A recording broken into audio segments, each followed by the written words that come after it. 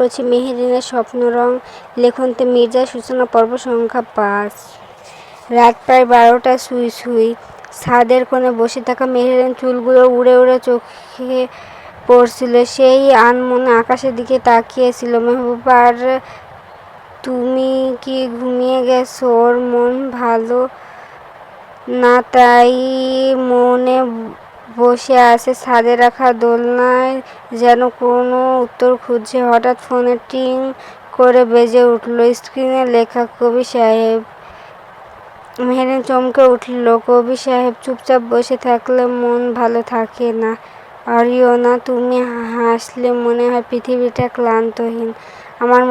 তোমার মন খারাপ হলে আকাশটাও কাঁদে। আমি না হয় দূরে থাকি, তবু জানি কেউ একজন আছে বলে রাতগুলো আমার এত সুন্দর হয়। মেহেরিন একটা দীর্ঘ নিঃশ্বাস ফেলে। সে কি আজ উত্তর দেবে? আর একটা SMS আসে। কবি সাহেব। তুমি জানো অরিয়না, আকাশের চাঁদ যত দূরেই হোক না কেন, আলো ঠিকই এসে পড়ে কারো চোখে। তুমি আমার সেই দূরের আলো। তুমি হয়তো জানো না, যখন তুমি চুপ করে থাকো আমি হাজার শব্দ লিখে ফেলি। তোমার একটা হাসির জন্য আমি রাত জেগে স্বপ্ন আঁকি। প্রতি রাতে তুমি আমার কবিতার প্রথম শব্দ আর প্রতিটা ভালোবাসার শেষ লাইন। মন খারাপের ছাদে বসে থাকা মেয়েটা, তোমার চুপচাপ চোখের কথাগুলো আমি শুনতে পাই। আর সেখানে আমি প্রতিদিন একটু একটু করে তোমায় ভালোবেসে ফেলি। মেহেরিন সেই মেসেজটা পড়ে কেমন করে চুপ মেরে গেল। চোখে হালকা জল, ঠোঁটে একটু অস্পষ্ট হাসি। হাতটা ফোনের কিবোর্ডে গেল। একটা মাত্র শব্দ লিখল, কেন? কবি সাহেব। ভালোবাসা মানে কি জানো মেহেরিন? ভালোবাসা মানে কোনো দাবি নয়। ভালোবাসা মানে কারো চুপ থাকা শুনে ফেলা, হাসির ভেতরে কান্না পড়ে ফেলা। ভালোবাসা মানে তোমার পাশে না থেকেও তোমার জন্য অপেক্ষা করা, তোমার সব কিছু না জেনেও তোমায় বুঝে ফেলা। ভালোবাসা মানে তোমার খেয়ালি রাগটাকেও যত্ন করে বুকে আগলে রাখা। ভালোবাসা মানে আমি নয়, তুমি। তোমার হাসি, তোমার স্বপ্ন, তোমার মন খারাপের দিনগুলো ভালোবেসে ফেলা। ভালোবাসা মানে তুমি নিজের মতো করে বাঁচা, আর আমি ছায়ার মতো পাশে থাকি, কিছু না বলে। আমার জানা না জানা, বলা না বলা সব কিছুর মাঝখানে তুমি থাকো মেহেরিন। আর আমি সেই কবি সাহেব, তোমার প্রতিটি না দেখা চাহনিতে নিজেকে খুঁজে নিই। তোমার ভালোবাসার কারণ মেহেরিন নামের মতোই গভীর, স্বপ্নভরা, ছুঁয়ে যাওয়ার মতো কোমল। এই কথাগুলো মেহেরিন পড়ার পর সে আর বসে থাকতে পারে না। ছাদে ধরে উঠে দাঁড়ায়, হাওয়ার দিকে তাকিয়ে বলে, তুমি কে কবি সাহেব? এত গভীর, আর আমায় কেমন করে চেনো? আবার একটা SMS আসে। কবি সাহেব। অরিয়না। মেহেরিন ছোট করে লিখে, বলুন। কবি সাহেব। আজ একটু অন্যরকম হলে কি খুব সমস্যা হবে? তোমার এই মন খারাপগুলোর পাশে বসাও, আর আমার একটু সাজে। একটা নীল শাড়ি পরো, হাত ভরে নিও কাচের চুড়ি দিয়ে, চোখে দাও হালকা কাজল, যেন তোমার দৃষ্টি আমার হৃদয় পর্যন্ত পৌঁছে যায়। তারপর ছাদে এসে চুপ করে দাঁড়াও, কিছু বলো না, আমি শুধু দেখবো আকাশের চাঁদ কে কি করে আমার পাশে দাঁড়িয়েও আরও একটা চাঁদকে দেখার সুযোগ দেবে। তুমি আসবে তো অরিয়না? আজ শুধু আমার জন্য, নিজের সব কষ্টের ভেতর থেকে একটু আলো হয়ে উঠবে। এই মেসেজটা পড়ে মেহেরিন আর সামনে রাখতে পারে না। কাকুতি ভরা অনুরোধ ফিরিয়ে দেওয়া যায়। রাত প্রায় 1টা। ছাদে হালকা বাতাসে বয়ে যাচ্ছে, আকাশে জ্যোৎস্না ধুয়ে গেছে। মেহেরিন ধীরে ধীরে ছাদে উঠে আসে। পরনে নীল শাড়ি, চোখে কাজল, হাতে কাচের চুড়ি। মৃদু টুংটাং শব্দে বাতাসে হারিয়ে যাচ্ছে চারিদিকে নীরবতা। তবে সেই নীরবতার মাঝে তার ভেতরে যেন হাজারো শব্দ বাজছে। আর ঠিক তখনই ফোনে ভেসে ওঠে কবি সাহেবের মেসেজ। অরিয়না, এত রাতে যখন সবাই ঘুমিয়ে, তুমি যেন স্বপ্ন হয়ে দাঁড়িয়ে আছো এই ছাদে। আমার মনে হচ্ছে কল্পনার রাজকন্যা স্বপ্ন থেকে বেরিয়ে বাস্তবে দেখা দিয়েছে। নীল শাড়িতে, হাওয়ায় উঠতে থাকা চুল, আর চোখে এমন এক অভিমানী ভালোবাসা নিয়ে, যেটা দেখে পৃথিবীর সব রাত থেকে থেমে যায়। তুমি জানো, আজ আকাশের চাঁদটা একটু নিচু হয়ে তাকিয়ে আছে, কারণ আজ সে এক চাঁদকে দেখতে পেয়েছে। তুমি আসবে বলেছিলে, তুমি এসেছো। এই রাতটা এখন পরিপূর্ণ। মেহেরিন চোখ বন্ধ করে দাঁড়িয়ে থাকে। তার মনে হয় সে সত্যিকার প্রার্থনায় ছিল, আর এই শহরের ঘুমন্ত আকাশের নিচে তাকে কেউ শব্দহীন ভালোবেসে যাচ্ছে। মেহেরিন ছাদের রেলিংয়ে হেলান দিয়ে দাঁড়িয়ে আকাশের দিকে তাকিয়ে খুব আস্তে করে বলে ওঠে, আপনি তো আমার মন মতো করে দেখে নিলেন আমায়, কিন্তু আমি যে এখন দিন দিন আপনাকে দেখতে তৃষ্ণায় পুড়ছি, সে পিপাসা কি কোনোদিন মিটবে না? তাহার গলায় ছিল না কোনো অভিমান, ছিল শুধু চুপচাপ অপেক্ষার ব্যথা। মোবাইল স্ক্রিন নিঃশব্দ হয়ে যায় কিছু সময়, তারপর ভেসে ওঠে কবির সাহেবের উত্তর। তৃষ্ণা যখন মন থেকে জাগে, তা শুধু চোখ দিয়ে মেটে না, আরিও না। তোমার চোখে আমি শুধু রূপ খুঁজি না, আমি তোমার অভিমান, নীরবতা আর না বলা কথাগুলো দেখি। তুমি যদি দেখতে চাও আমায়, তবে চোখে নয়, মন খুলে চাও। সামনে দাঁড়িয়ে আছি আমি তোমার সামনে দাঁড়িয়ে আছি, তোমার প্রতিটি শব্দ, প্রতিটি নিঃশ্বাস। তুমি শুধু বলো, তোমার চোখের সামনে হয়ে উঠব কি? মেহেরিন আবার থেমে যায়। তার ঠোঁটে খুব আস্তে একটা হাসি খেলে যায়। সে বুঝে যায় ভালোবাসা কেবল দেখা নয়, এক অনুভব যা শব্দের ভেতরে ছুঁয়ে যায় হৃদয়কে। মেহেরিন হঠাৎ ফোনের স্ক্রিনের দিকে তাকে মুচকি হেসে তারপর টাইপ করে, আচ্ছা শুনুন, এই যে আপনি আমায় লুকিয়ে দেখেন, এটা তো একরকম ক্রাইম, তাই না? আপনার বিরুদ্ধে যদি মামলা করি, তাহলে আপনি এই চুপচাপ দেখা, এই মন ভালো করে দেয়া মেসেজ, মন খারাপের সঙ্গ দেয়া, আর এক অচেনা ভালোবাসা, সব কিছুর জন্য আমি আপনাকে কোর্টে টেনে নিতে পারি। তখন কবির সাহেব উত্তর আসে খুব অল্প সময়ে। সে অপেক্ষায় ছিল। জেল যদি হয় তোমার মন, তবে আমি চাই তোমার মনে আমি সারা জীবন বন্দি থাকি। সেই মামলার রায় যদি হয় তোমার মন, তবে আমি খুশি মনে যাবজ্জীবন সাজা ভোগ করতে রাজি। শুধু তুমি সাক্ষী দিও এই কথার, তোমার চোখের আদালতে আমি দোষী। মেহেরিন এবার ফোনের স্ক্রিনে একটানা তাকিয়ে থাকে। তার ঠোঁটে দুষ্টু হাসি আর চোখে এক ধরনের জোনাকির মতো আলো। সে চুপ করে বলে, এই দোষীটাকে একবার সামনে আনতে ইচ্ছে করছে। দেখি তো আসলে তার চোখে সে অপরাধবোধ আছে কিনা, নাকি ভালোবাসা ছাড়া আর কিছুই নেই। আবার আসে SMS, কবি সাহেব, আরিও না, ভালোবাসা সবসময় হাতে হাত রেখে হাঁটে না, কখনো সে দূরে দেখে, চোখের আড়াল থেকে হৃদয়ের সামনে দাঁড়িয়ে থাকে। আমি একদিন আসবো, হয়তো এক রাতে, হয়তো এক ভোরবেলা, অপ্রত্যাশিত এক অনুভূতি হয়ে, না বলে না চেয়ে তোমার পৃথিবীর অলস বাতাসে মিশে যাব। কিন্তু তারপর কখনো আমি আর হারিয়ে যাব না। তোমার চোখের পাতায় থাকবো তোমার অভিমানে, থাকবো তোমার হাসিতে, আর সবচেয়ে বেশি তোমার নিঃশব্দ অপেক্ষায় ঠিক পাশে। তোমার যদি নাও জানো, তবুও তুমি ঠিকই চিনে যাবে, কারণ আমি সেই অচেনা কবি যার প্রতিটি লাইন তোমাকে ছুঁয়ে যায়। আর আমি তোমার একটুখানি দেখা পাওয়ার জন্য হাজার কবিতা লিখতে রাজি হয়ে যাই। মেহেরিন ফোনটা বুকের কাছে চেপে ধরে। তার চোখে জল নেই, তবুও মনটা জলের মতো নরম হয়ে আছে। সে আকাশের দিকে তাকিয়ে শুধু ফিসফিস করে বলে, তুমি যদি এতটাই আপন হও, তবে তুমি অচেনা কেন? আর সে অচেনা কবি হয়তো এই রাতের বাতাসে তার চুলে হাত বুলিয়ে বলে, কারণ ভালোবাসা সবসময় নাম দিয়ে আসে না, কখনো কখনো সে শুধু অনুভবই হয়ে থাকে। এরপর মেহেরিন রুমে গিয়ে ঘুমানোর জন্য প্রস্তুতি নেয়, চোখ বন্ধ করে রাখে। ঠিক তখনই দূর কোথাও থেকে হালকা হাওয়া আসে, মিশিয়ে ভেসে আসে গিটারের সুর, আর তারপর ধীরে ধীরে দুধে আলতা গায়ের বরণ, রূপ যে কাঞ্চা সোনা আঁচল দিয়া ঢাইকা রাখো, চোখ যেন পড়ে না। আমি প্রথম দেখে পাগল হইলাম, মন রে আর মানে না। কাছে আইসোরে বন্ধু, প্রেমের কারণে ভালোবাসো বাসরে বন্ধু, আমার যত্ন। মেহেরিন শুয়ে চোখ বন্ধ করে বলে, আপনি তো দূরে ছিলেন, তবুও কেন এত কাছে এলেন? এই গানটায় আমি আছি, আর আমি আপনাকে গেয়ে যাচ্ছেন ভালোবাসে।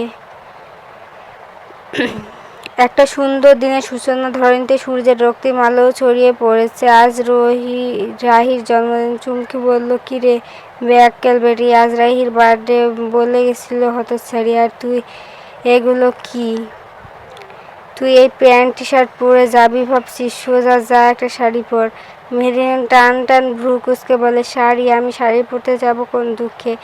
বার্থডে পার্টিতে যাচ্ছি, বিয়ে বাড়িতে না। চুমকি ধমক দিয়ে বলে, আজ তোর অজুহাত চলবে না। রাহির জন্মদিন, আমরা প্রথম যাচ্ছি। আজ অ্যাটেনশনাল ব্যাপার আছে না। আজ তুই পরবি একটা কালো শাড়ি আর আমি পরবো নীলটা, ব্যাস। কিছুক্ষণের মধ্যে ওরা রেডি হয়ে যায়। মেহেরিনের পরনে কালো জর্জেট শাড়ি, চুল খোলা, চোখে হালকা কাজল, ঠোঁটে পিঙ্ক কালার লিপস্টিক। মেহেরিনের সৌন্দর্য বৃদ্ধি করে ওর ঠোঁটের নিচে থাকা তিলটা। ওকে দেখে স্বর্গীয় অপ্সরা মনে হচ্ছে। চুমকির পরনে নীল রঙের সিল্কি শাড়ি, কানে দুল, ঠোঁটে নরম হাসি। ওকে দেখতে খুব সুন্দর লাগছে। দুজনই যেন গল্পের পাতা থেকে উঠে আসা। রাহির বাড়ির দরজা যখন দাঁড়ায়, বেল বাজায়। রাহি এসে দরজা খুলে কিছুক্ষণ স্তব্ধ হয়ে দাঁড়িয়ে থাকে। এরপর মুহূর্তে চিৎকার দিয়ে ওঠে, আল্লাহ, আমাদের বাড়িতে পরী নামছে নাকি? তোমরা কোথায় ছিলে এতদিন? মেহেরিন আপু গো, তোমাদের যেন সিনেমার নায়িকা লাগছে আজকে। মেহেরিন একটু অপ্রস্তুত হয়ে পড়ে, তারপর কোনো রকম নিজেকে সামলে হেসে বলে, তোমার জন্য তো এমন করে সাজা, বুঝলে? আর চুমকি পেছন থেকে বলে, আর আমার জন্য কেকটা বড় করে কাটা লাগবে, মনে থাকবে? রাহি আনন্দের সহিত ওদের নিয়ে যায় ভেতরে।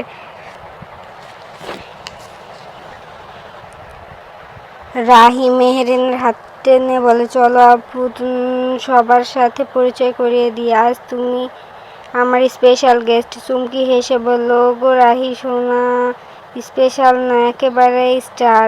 রাহি মেহেরিনকে নিয়ে ড্রয়িং রুমে ঢোকে। ঘরটা আলোয় ঝলমল করছে। সারা বাড়ি চোখ ধাঁধানো, সাজানোর সজ্জিত।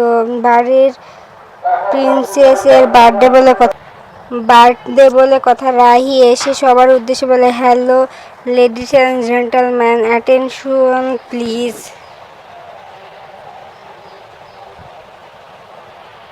রাহির কথায় সবাই তাদের দিকে তাকায়। রাহি বলে, মিট মাই স্পেশাল গেস্ট। তখন সবার চোখ যায় মেহেরিনের দিকে। চোখ যেন আটকে যায় কেবল এক জায়গায়, মেহেরিনের মুখে। ঘরের ভেতর গল্প করতে থাকা লোকজন একটু থেমে যায়।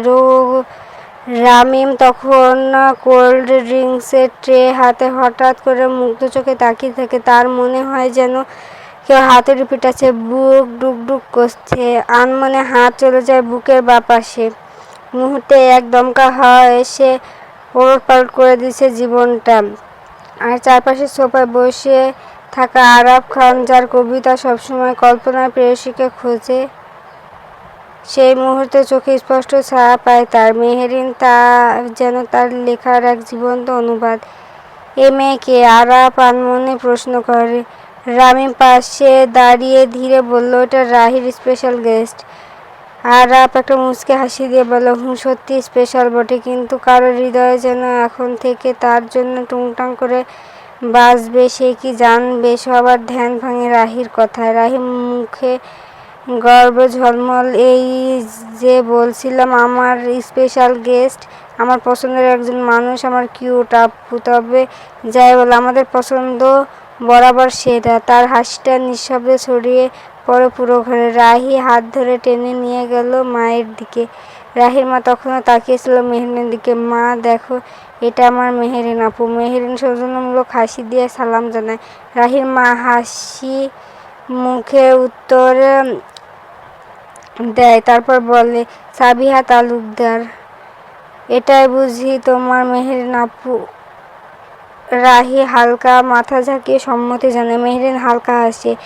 আমরা এই বাড়িতে আজ প্রথম আসলো। প্রথমে একটু ভয় পেয়েছিল, কে কীভাবে না, এখনকার মানুষ কেমন এসব নিয়ে। তবে এখন ভয়টা চলে গেছে। মনে হচ্ছে এখানকার প্রত্যেকে মানুষ খুব ভালো।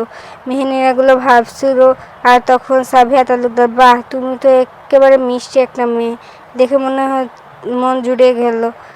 মা ভরা একটা মুখ, মিষ্টি হাসি, আর সেই হাসিটা মন ভাঙার ঔষধ। ঘরে থাকা দুই তরুণ, রামিম এবং আরাফ, দুজনই একসাথে যেন মনের মধ্যে আওড়ায়, ভাঙবেই তো বটে, আমাদের মন আগে ভাঙবে। রাহি মায়ের দিকে চোখ টিপে বলেছিলাম না মা আমার আপু কোনো সাধারণ মেয়ে না। সাবিহা তালুকদার হেসে বলল, হ্যাঁ সে তো, এই মেয়েকে দেখলে যেন মনে হয় আলো ছায়া নিয়ে কেউ হেঁটে আসছে। মেহেরিন ওদের কথায় লজ্জায় নুয়ে যায়। তখনই চমকি ফিসফিসিয়ে বললে, ভাইরে ভাইয়েরা তোকে যেভাবে দেখছে মনে হচ্ছে পাত্রী দেখতে আসছে।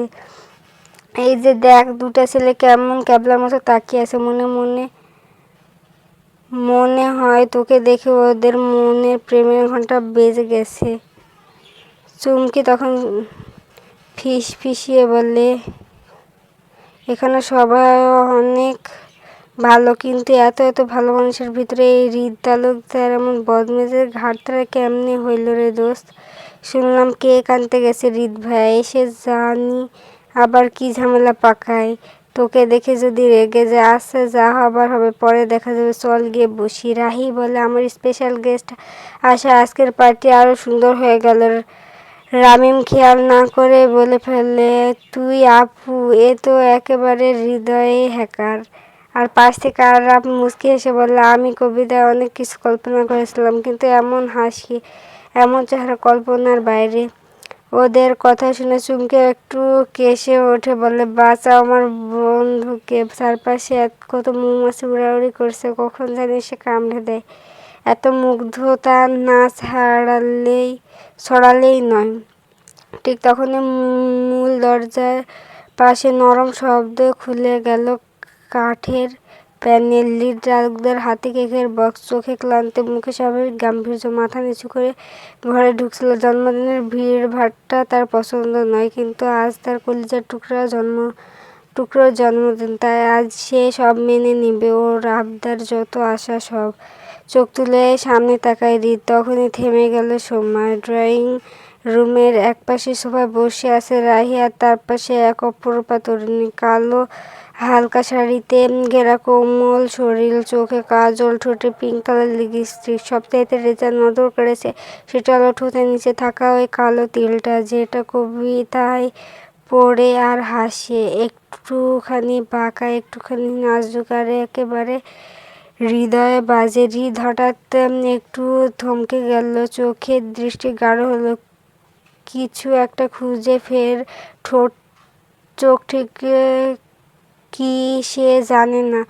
রাহি তখনই দৌড়ে গেল হৃদের কাছে, এই যে দাদা ভাই, এত সময় লাগে বুঝি আসতে? আচ্ছা সে যাই হোক, দেখো এটা মেহেরিন আপু, আমার স্পেশাল গেস্ট। তখনই মেহেরিন তাকায় হৃদের দিকে, হৃদ আর মেহেরিনের চোখাচোখি হলো। মেহেরিন চোখ নামিয়ে নেয়। চুমকি বলল, এই যে এসে গেছে দ্য গ্রেট হৃদ তালুকদার।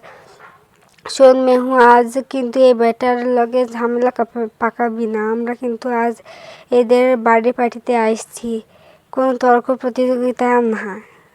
হৃদ চুপচাপ দাঁড়িয়ে রইল কয়েক সেকেন্ড, তারপর ছোট করে বলল, ও এটা বলে কেকটা একটা হেল্পিং হ্যান্ডের কাছে দিয়ে উপরে চলে যায় ফ্রেশ হতে। হৃদ ফ্রেশ হতে চলে যাওয়ার পরপরই যেন আবার কোলাহলে ভরে উঠল। রামিম সবাই এসে বললে, এই যে মিস, আপনি তো আমাদের বাড়িতে ঢুকতে আলোড়ুচ্ছ হয়ে গেছেন। আমি তো সানগ্লাস পরে ফেললাম, যদি আগে জানতাম। চুমকি চট করে বলে উঠল, আপনার তো এখন থেকে সানগ্লাস দরকার, চোখে তো ক্রাশ এর ছাই স্পষ্ট। আরাপ পেছন থেকে নাটকীয় গলায় বলল, এরকম চেহারার জন্য কবিতা নয়, একেবারে গান লেখা উচিত। তোমার হাসিতে ডুবে গেলে প্রাণ, হৃদয়ে জানালায় বাজে সাইক্লোন। রাহি হেসে বলে, ভাইয়া তোমার কবিতা বরং আপুকে না শুনে ভেতরে রেখে দাও, ওটা পরে ছাপিয়ে দিব। নূপুর পেছন থেকে গলা নামিয়ে বলল, ভাইয়াদের কি বলবো, আমি মেয়ে হয়ে আপুর উপরে ক্রাশ খেয়েছি, ছেলে হইলে পাক্কা বিয়ে করে নিতাম। আপু তোমাকে দেখলে না শুধু তাকিয়ে থাকতে ইচ্ছে করে। মেহেরিন একটু লজ্জা পেল। তোমরা সবাই মিলে আমাকে লজ্জা দিতে দিতে মাটিতে পুঁতে ফেলছো। তোমাদের কথায় কখন জানি মাটি ফাঁক হয় আর আমি ঠাস করে ভেতরে চলে যাই। আমি কিছুই করিনি বুঝলা, এভাবে আর বইলো না। আমার বুঝি লজ্জা করে না? চুমকি হেসে বলে উঠল, হ্যাঁ কিছুই করিনি, শুধু চোখের পলকে মন ছুঁয়ে দিয়েছো। একটা রিক্সা ভর্তি ক্রাশ। আর তখন রাহি বলে, আমি বলছি আজ থেকে তোমরা নাম দিলাম ক্রাশলতা মেহেরিন। সবাই হেসে লুটোপুটি। আর মেহেরিন ক্যাবলা মুখে হাত দিয়ে মাথা নেড়ে বলে, তোমরা সবাই পাগল। ড্রয়িং রুমে হাসি ঠাট্টা খুনসুটি চলছে একটা না। মেহেরিন আজ চুমকি মাঝখানে চোখে চোখ রাখছে, যেন বলছে এই বাড়ির মানুষগুলো কি দারুণ। ঠিক তখনই কি শুরু করেছিস তোর অসভ্য ভদ্র সভ্যতা, সব কিছু ভুলে গেছিস? গলা ভেসে এলো পেছন দিক থেকে। কণ্ঠটা ঠান্ডা কিন্তু কাঁপন ধরায় ঘরে। হৃদ তালুকদার। সে সোজা দাঁড়িয়ে, চোখে রাগ নয়, ভাবে বিরক্তি। এটা কি জন্মদিন না মেলোড্রামা ওয়ার্কশপ? সবাই চুপ। কেউ হেসে ফেলে, কেউ একটু লজ্জা পায়। আরাফ হেসে বলে, আরে দাদা ভাই, সবাই তো আর তোমার মতো গম্ভীর বের হয়ে থাকতে পারে না। জীবন বাঁচাইতে আর কদিন বলো? জীবনটা না হয় একটু হাসি খুশিতেই কাটুক। তাই তোকে একটা কবিতা শোনাই। কবিতা শুনলে হয়তো মুড ভালো হয়ে যাবে। মেহেরিন আর চুমকি খুব বিরক্ত। চুমকি আস্তে করে বলে, এই যে গোমরা মুখ আবার চলে আসছে। ঠিক তখনই সিঁড়ি দিয়ে নামার শব্দ। সবাই তাকায়। মিলি তালুকদার ধীরে ধীরে নিচে নামছে, চোখে বিস্ময়। এ কি ব্যাপার? এত কথা, এত হাসি, আমাকে কেউ ডাকেনি কেন? সবার সামনে এসে দাঁড়িয়ে সে বলে উঠল, এই যে দাদা ভাই, তোমার মুখটা অমন করে রাখছো কেন? চওড়া মুখ দেখে মনে হচ্ছে কেউ বিয়ে ঠিক করে ফেলেছে না জেনে। আমি একটু ঠোঁটে হাসি দিয়ে বললাম, না আপু, আসলে কি বলতো, দাদা ভাইয়ের মুখটা জ্যাম হয়ে গেছে, তাই মুখ অমন করে রাখছে। না হলে আমাদের বাড়িতে এত সুন্দর একটা মেয়ে আসছে, তারপরে কেউ মুখটা কি এমন করে রাখে? মিলে অবাক হয়ে তাকে মেহেরিনের দিকে। তাই বুঝি মেহেরিন? বাহ, তুমি তো দেখতে অনেক মিষ্টি। মেহেরিন একটু হেসে বললে, আপনিও দেখতে খুব সুন্দর। হৃদ তখন সরিয়ে চুপচাপ দাঁড়িয়ে থাকে, মুখে কথা নেই, কিন্তু মনে মনে হয়তো নিজেকে স্বীকার করে নিচ্ছে, এই মেয়েটা তালুকদার ভিলার ঝড় এনেছে। হৃদ সরে আসে ওখান থেকে। তখন তালুকদার বাড়ির অন্য সদস্যরা একে একে এসে হাজির হতে লাগলো। শামিলা তালুকদার এসে মেহেরিনকে দেখে মায়াভরা চোখে বললেন, এই মেয়েটা যেন একটা ফুল, এত সুন্দর, এত মিষ্টি মুখ। নাম কি জানি? মেহেরিন মুচকি হেসে মাথা নিচু করে বলল, আমি মেহেরিন। শামিলা তালুকদার তার মাথায় হাত রেখে বললেন, ভালো থেকো মা। একে একে রেদওয়ান তালুকদার, জাফর তালুকদার আর বাকি যারা যারা আছে সবাই পরিচয় হয় নেয়। মেহেরিন আর চুমকি। আরাফ খান এসে বলল, এই যে সুন্দরী আপু, আমি আরিফ। আরাফ খান পাশে এসে একটু ভদ্রতা হাসলো, আমার ছোট ভাই। অনেক দুষ্টু, ইনোসেন্ট ফেস দেখে গলে যাবেন না যেন। আর মনে মনে বলে, আপনাকে দেখে মনে হচ্ছে আপনি সত্যিই আমার স্বপ্ন রং। মেহেরিন হেসে বলল, সমস্যা নেই, আমি এসবে অভ্যস্ত। আমারও ছোট ভাই আছে, ওর বয়সে অনেক দুষ্টু হলে ওদের মন অনেক ভালো হয়। তালুকদার বাড়ি তখন ভরে উঠেছে হাসি, আলাপ আর চেনা অচেনা মিষ্টির বন্ধনে। মেহেরিন ধীরে ধীরে একজন করে সবার সঙ্গে পরিচিত হয়েছে, কথা বলছে, হাসছে। এমন সময় রাহি সবার মাঝখানে এসে দাঁড়িয়ে ঘোষণা দিল, সবাই রেডি, এবার আসল মুহূর্ত, কেক কাটার সময়। রেদওয়ান তালুকদার, আদিব খান, সাবিহা তালুকদার, রাহিলা তালুকদার, জাফর তালুকদার, শামিলা তালুকদার, মিলি, রামিম, নূপুর, আরাফ, আরিফ, চুমকি ও মেহেরিন সবাই একসাথে জড়ো হলো। রাহি যায় কেকের সামনে, আর তার পাশে দাঁড়ালো হৃদ। সবাই একসাথে গেয়ে উঠল, happy birthday to you, happy birthday dear Rahi. Rahi একে একে সবাইকে কেক খাওয়ালো। মেহেরিনকে কেক খাওয়ানোর পর মেহেরিন কিছুটা কেক মাখিয়ে দিল রাহির নাকে। তারপর বললে, আজ থেকে তুমি আমার লিটল সিস্টার, ডিল। রাহি এসে বললে, ডিল আপু। হৃদ একটু দূরে দাঁড়িয়ে মুখ গম্ভীর, কিন্তু মেহেরিনকে ঘিরে এত ভালোবাসা দেখে তার ভেতরটা যেন একটু গলে যায়। এক ঝলক সে তাকায় মেহেরিনের দিকে, তখন মেহেরিন তাকায় তার দিকে, চোখে চোখ।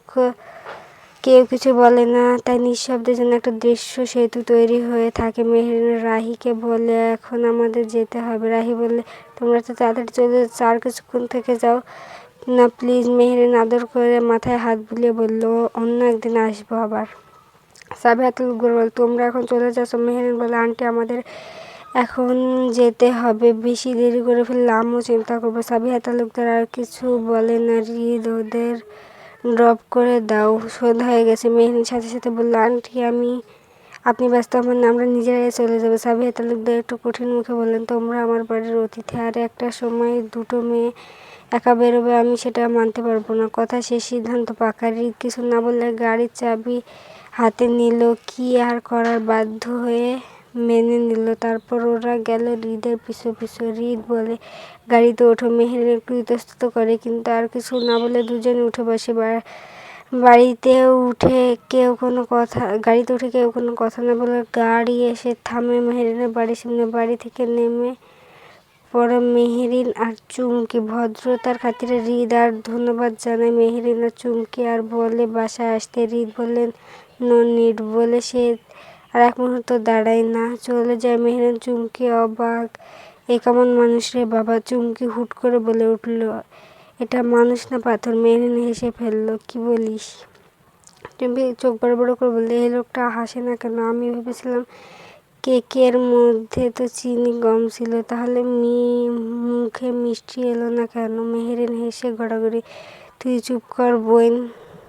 চুমকি আবার বলল, আরে সত্যি বলছি, ওর চেহারা দেখে মনে হচ্ছে যেন জন্মের সময় কেউ বলেছিল হাসবি না হৃদু, হাসলে বেয়াদবি হবে। মেহরিন আর হেসে পারছে না। চুমকি থামে না।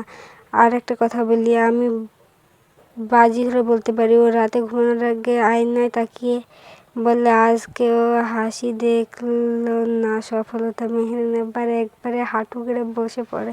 তুই থাম প্লিজ, পেট ব্যথা হয়ে যাচ্ছে। চুমকি চোখ টিপে বললে, আচ্ছা বল, তোর কি মনে হয় এই মিস্টার সিরিয়াস একটা গোমরা মুখে হনুমান? আমার কি মনে হয় জানিস শালা, মনে হয় হাসলে টাকা দিতে হবে শালা কিপটা। ধন্যবাদ সকলকে।